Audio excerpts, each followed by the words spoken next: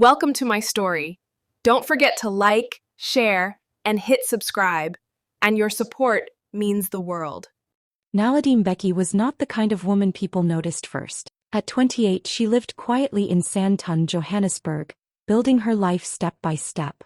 That afternoon, she walked alone into an elite jewelry boutique in Nelson Mandela Square. The glass doors reflected her simple outfit: a neat cream blouse, black trousers, and flat shoes. Nothing flashy. Nothing dramatic. She just wanted to look at engagement rings. The diamonds sparkled under soft golden lights. For a moment, Naledi allowed herself to imagine a future filled with love and promise. She gently leaned closer to the display. Then the door chimed again. Her older sister, Thandika Mbeki, walked in laughing with three stylish friends. Designer heels. Loud perfume. Louder voices. Thandika spotted her instantly. "Oh wow," she said dramatically, her voice carrying across the boutique. "Naledi? Looking at diamonds? Did you finally stop begging people for money?" The room went quiet. A sales assistant froze mid-step. Two customers turned their heads. Naledi felt her stomach tighten, but she stayed still. Thandika stepped closer, smiling cruelly. "Be careful," she added, grabbing Naledi's arm. "You shouldn't even touch things you can't afford." Whispers started spreading. Someone pulled out a phone. Naledi's face burned. Her eyes stung, but she refused to cry. She had learned long ago that crying only entertained Thandika more. She gently tried to free her arm. And then, a calm, deep voice came from behind them.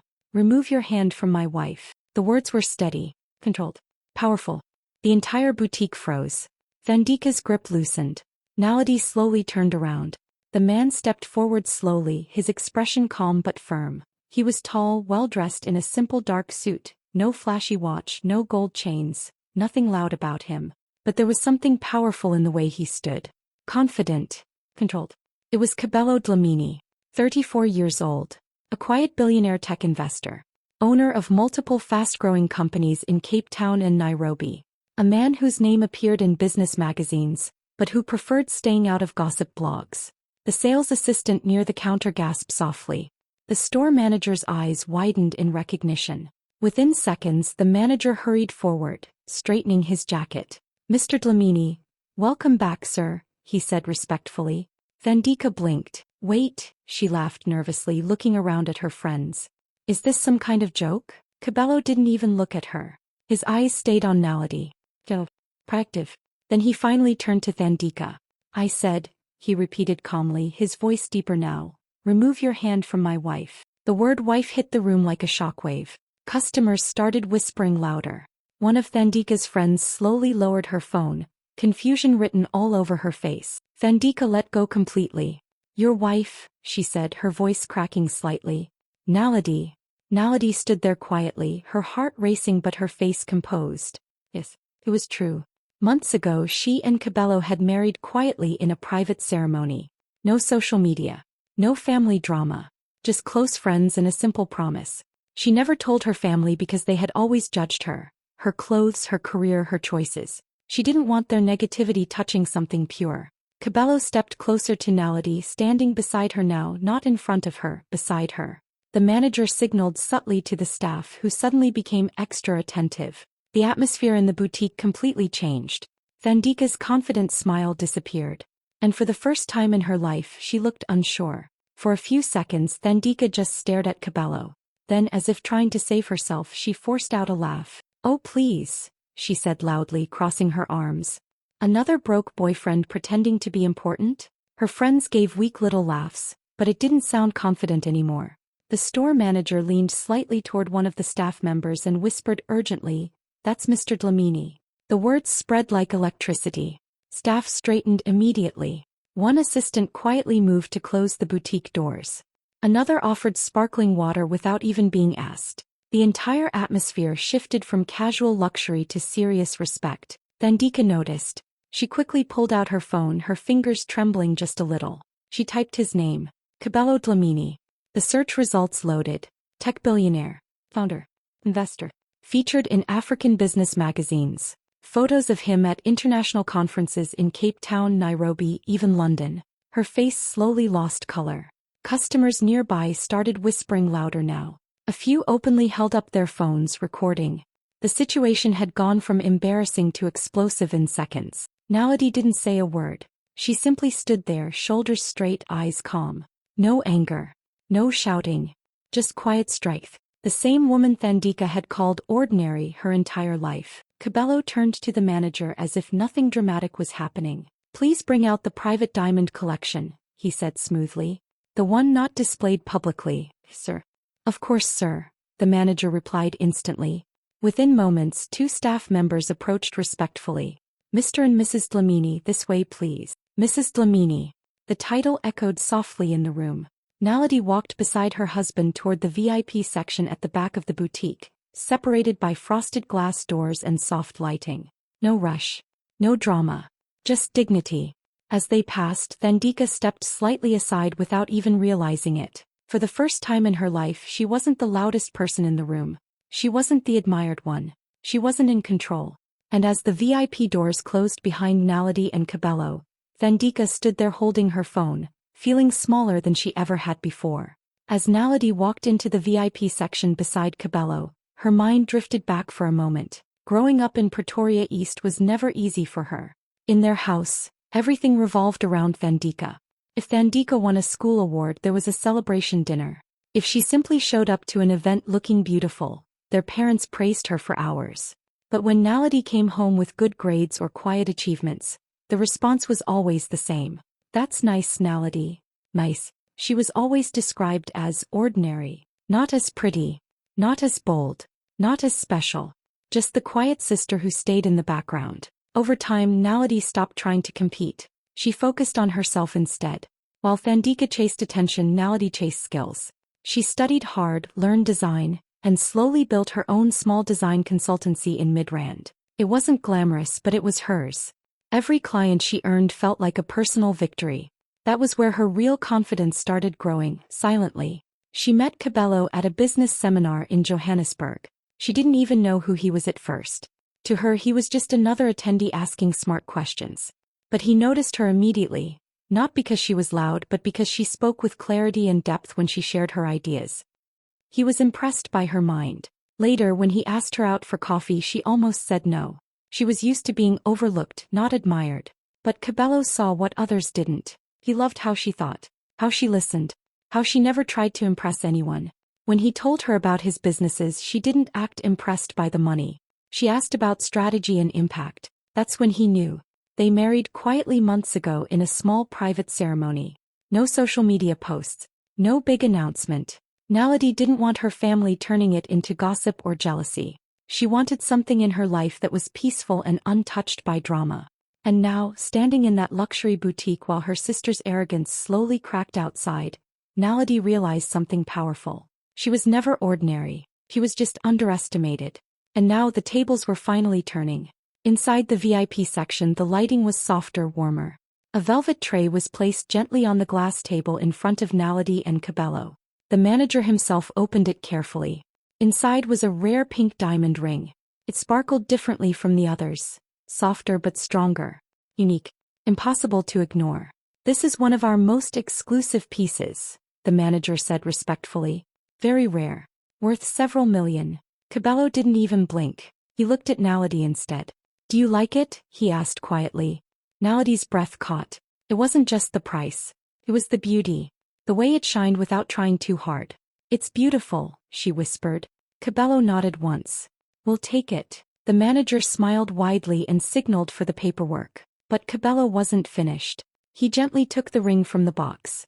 Then, without warning, he stood up and walked back out of the VIP section, holding Naledi's hand. The boutique went silent again as they stepped into the main showroom. Phones were already raised. Customers pretending to browse were clearly watching. And then, Cabello slowly got down on one knee. Right there. In front of everyone. Gasps filled the room.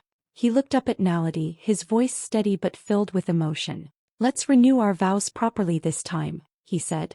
"Not in secret. Not quietly. I want the world to know you are my wife. I am proud of you."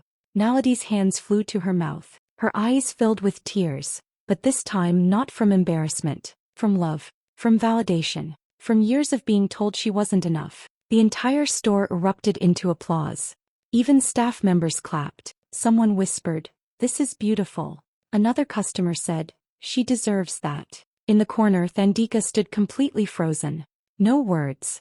No laughter. No confidence. Just shock. Naledi slowly extended her hand. "Yes," she said softly but clearly. Cabello slid the rare pink diamond ring onto her finger. It fit perfectly. Cameras captured everything. The kneeling billionaire, the calm wife, the jealous sister in the background. Within minutes, clips were already being uploaded.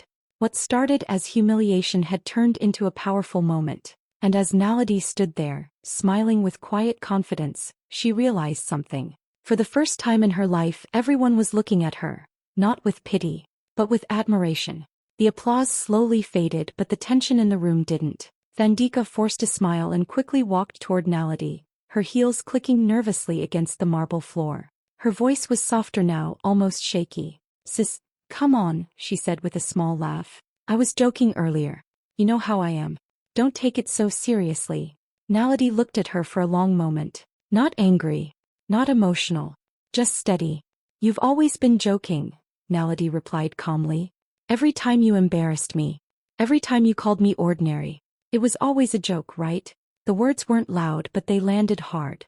A few customers exchanged glances. Someone whispered, "She's right." Another person's phone was still recording, capturing every second. Thandika swallowed. "I didn't mean it like that," she said quickly. "We're sisters." The store manager stepped slightly closer, his tone polite but firm. "Ma'am, please lower your voice." It was subtle, but the message was clear. "You're not in control here." Thandika's friends, who had been standing behind her the entire time, slowly began to shift away. One pretended to check her phone. Another quietly stepped toward the exit. None of them were laughing anymore. Across the boutique, notifications started buzzing on customers' phones. Someone had already uploaded the video. The billionaire defending his wife in Nelson Mandela Square. Woman humiliated by sister. Then plot twist. The clip was spreading fast locally. You could see it happening in real time. People were refreshing their screens, eyes widening. Thandika noticed. Her confident energy completely disappeared. "Naledi, please," she whispered now, stepping closer. "Let's not make this a big thing." Naledi gave a small, sad smile. "You already made it big," she said gently. "You just didn't expect the ending." Silence wrapped around them again. For the first time ever, Thandika wasn't the admired sister. She was the one being whispered about. And as her friends quietly walked out without her, she finally understood something painful. The spotlight can turn. And when it does, it doesn't feel so good. The boutique was quieter now, but the air still felt heavy. Cabello gently squeezed Naledi's hand, then turned to face Thandika fully. His expression wasn't angry. It was calm, controlled. That almost made it more intimidating. He looked directly at her and said slowly, clearly, "Humiliation is cheap. Respect is expensive." The words hung in the air. Thandika tried to hold eye contact, but she couldn't. Her confidence from earlier was completely gone. Cabello continued, his voice steady. "You tried to embarrass my wife in public. You grabbed her arm. You questioned her worth. And you did it loudly, proudly." He paused, not raising his voice even once. "Let me be clear. That will never happen again." Thandika swallowed. "I said I was joking." "No," Cabello interrupted calmly. "You were comfortable disrespecting her because you thought there would be no consequences." That hit harder than shouting ever could. A few customers were still recording. The manager stood quietly nearby, pretending to organize papers but clearly listening. Cabello adjusted his cuffs slightly, still composed. Public humiliation can easily become defamation. Grabbing someone like that can become harassment. "I prefer peace. But I also understand the law very well." The message was simple. He didn't need to threaten loudly. His position, his influence, and his confidence spoke for him. Thandika's face flushed. She realized something in that moment. The power had shifted. Not because of money alone, but because Naledi was no longer standing alone. Naledi gently stepped forward then. Not hiding behind Cabello. Not being shielded. She stood beside him. "I don't need to be rescued," she said softly but firmly. "But I also won't accept being disrespected anymore." Cabello looked at her with pride. Not ownership, partnership. That was the difference. Thandika saw it clearly now. This wasn't about a rich husband saving a quiet wife. This was about a woman who had grown strong without anyone noticing. And a man who respected that strength. For the first time, Thandika felt truly small. Not because someone insulted her, but because she realized she had underestimated the wrong person for years. And now there were consequences. By the next morning, the video had gone viral. Phones in Durban North were buzzing. WhatsApp groups lighting up with clips of Naledi standing calm, Cabello kneeling with the pink diamond ring, and Thandika frozen in shock. Everyone had seen it. Everyone knew.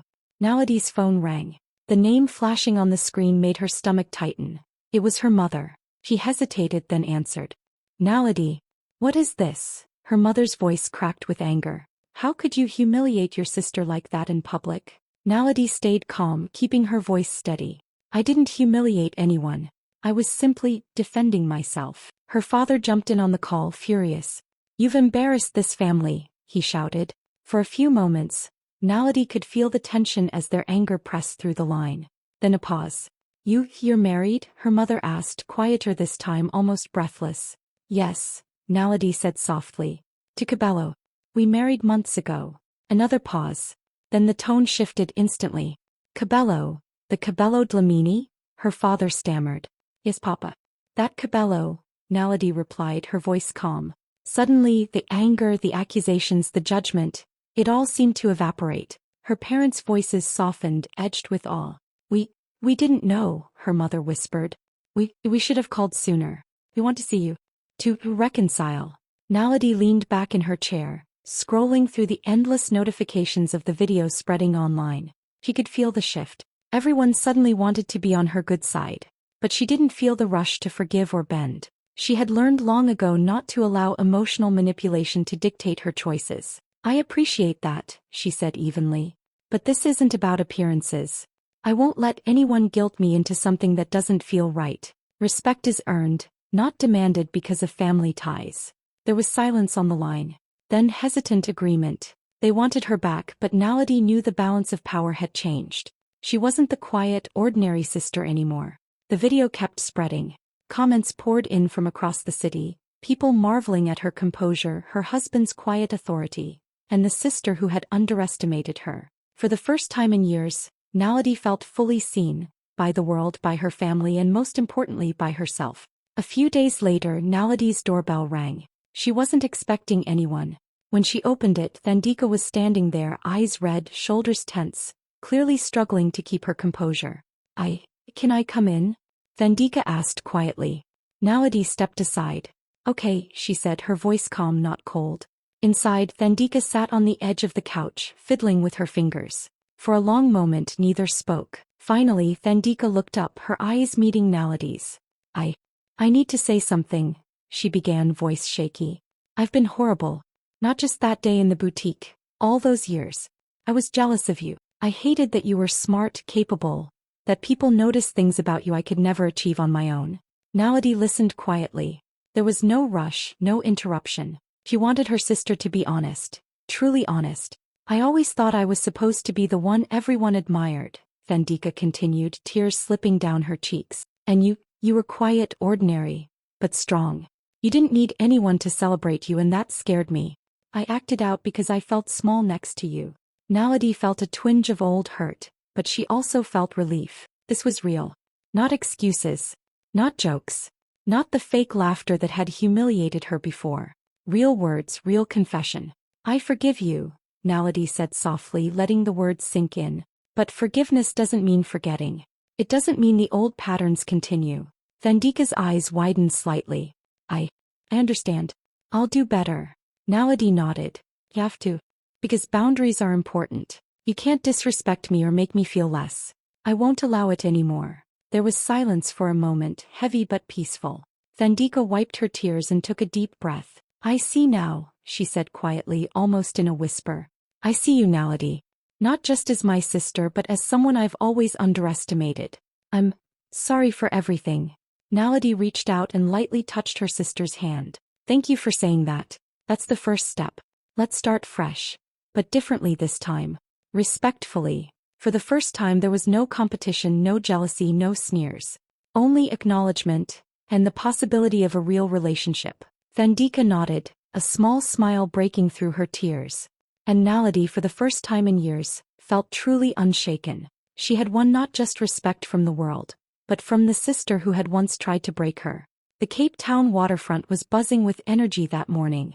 Banners flapped gently in the sea breeze, colorful and bold, announcing the launch of Nalady's Women's Empowerment Foundation. People from all over had come, young women, business leaders, journalists, and supporters who had followed her story. Nalady stood behind the podium, calm and poised. Cabello was nearby, hands folded, watching proudly but staying in the background. She didn't need him in the spotlight. This was her moment. She cleared her throat and smiled at the crowd. "I started this foundation because I believe every woman deserves to know her worth," she said, her voice steady and warm.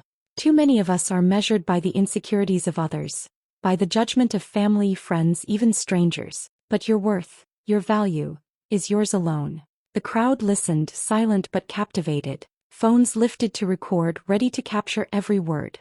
"Never let anyone measure your worth by their insecurity," she repeated, stronger this time. Applause filled the waterfront. Some people wiped away tears. Others nodded, fists pressed to their hearts. Nalady took a deep breath, letting the moment sink in. She stepped away from the podium, her heels clicking confidently against the wooden deck. The sunlight caught her hair and face, making her glow with strength and calm assurance.